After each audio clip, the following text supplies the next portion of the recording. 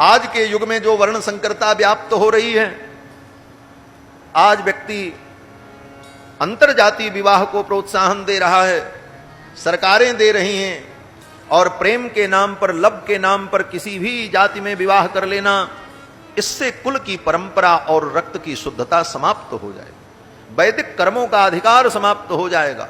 अपने अपने वर्ण के अनुकूल विवाह करने पर, संतान उत्पन्न करने पर ही धर्म का अधिकार होगा, अन्यथा धर्म का कोई अधिकार नहीं रहेगा। उसके जो पितर हैं वो भी नरक में चले जाएंगे।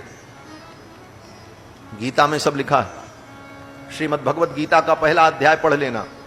लोग गीता वाटिका बनाते हैं, गीता भवन बनाते हैं, गीता सत्संग हाल बनाते हैं और गीता का पारायण करते हैं, लेकिन गीता क्या कहती है नहीं करते। ये सब करना जरूरी नहीं है। गीता हाल मत बनाओ, गीता वाटिका, गीता सत्संग भवन बनाने से कोई मतलब नहीं है जब तक गीता तुम्हारे जीवन में न उतरे। गीता क्या कहती है वो जीवन में, आचरण में नहीं आया तो गीता दीवाल में लिखवाने से कल्याण नहीं होगा। पत्थरों पे लिखवा करके गीता भवन बना दो, वो पत्थर पे लिखने के लिए गीता नहीं है, वो तुम्हारे दिल में लिखी जाए गीता, उसका जीवन में आचरण हो। और गीता क्या कहती है? गीता के पहले अध्याय में ही अर्जुन ने भगवान से कहा है कि हे प्रभु, अगर ये युद्ध होगा और इतने क्षत्रिय मारे जाएंगे तो इन क्षत्रियों की पत्नियां जो हैं वो विधवा हो जाएंगी, और युवावस्था में वो विधवा हो गई और उनको कोई संरक्षण नहीं मिला, आश्रय नहीं मिला, तो वो कहीं किसी के घर चली गई दुर्योग से, तो परिणाम क्या होगा? बोले इनकी जो संतानें पैदा होंगी वो वर्ण संकर हो जाएंगी। स्त्री सुदुष्टासु वार्षणेय, ये गीता का श्लोक है पहले अध्याय का। अर्जुन कहता है स्त्री सुदुष्टासु वार्षणेय जायते वर्ण संकरः, उससे जो संतान उत्पन्न होगी वो वर्ण संकर हो जाएगी। और परिणाम क्या होगा? बोले संकरो नरकायैव, वो संकर संतान जो होगी वो नरक में जाएगी। कुलघ्नानाम कुलस्य च, उसके कुल में जितने लोग होंगे पूर्वज वो भी नरक चले जाए। पतंति पितरो हेषाम, उसके जो पितर हैं वो भी नरक में चले जाए। लुप्त पिंडोदक क्रिया, उसके वंश में जो पिंडदान आदि क्रियाएं हैं वो लुप्त हो जाएंगी। क्यों लुप्त हो जाएंगी?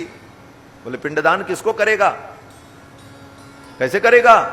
क्यों? बोले कर्मकांड में नियम है, सबसे पहले संकल्प करना होता है, और संकल्प में कहना पड़ता है कि अगर ब्राह्मण हो तो सर्माहम, क्षत्रिय हो तो बर्माहम, वैश्य हो तो गुप्तोहम, और चतुर्थ वर्ण के हो तो दासोहम, और जो चारों वर्ण से अलग हो जाएगा, वर्ण संकर होगा, वो क्या बोलेगा?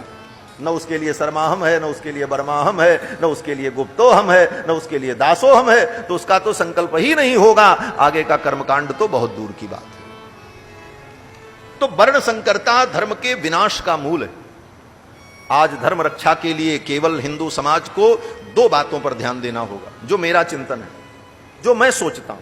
हो सकता है मैं गलत हूं, लेकिन आप विचार करना। सब मंथन करने के बाद, विचार करने के बाद जो मुझे निष्कर्ष समझ में आया कि हिंदू सनातन धर्म, वैदिक धर्म की रक्षा के लिए आज समाज को दो बिंदुओं पर विचार करने की जरूरत है। क्या? बोले रोटी और बेटी को बचा लो, बस। रोटी बेटी बचेगी तभी धर्म बचेगा। बेटी बचाने का मतलब हमारे विवाहादि संबंध शास्त्र सम्मत हो, और रोटी का मतलब हम जो खाएं वो शास्त्र सम्मत खाएं, ये नहीं कि कुछ भी खाते रहें।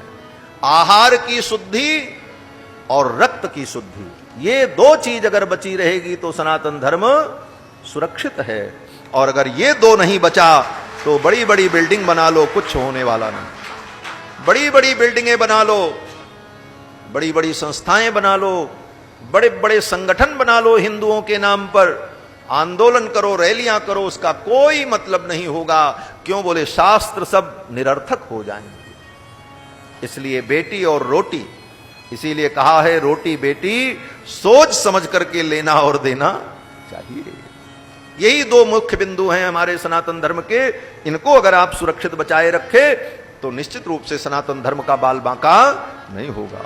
दुनिया एक तरफ रहे लेकिन सनातन धर्म अडिग रहेगा। और ये दो बातें अगर बिगड़ गई तो सारे शास्त्र के नियम लागू नहीं होंगे, कोई शास्त्र उनके लिए नहीं होगा।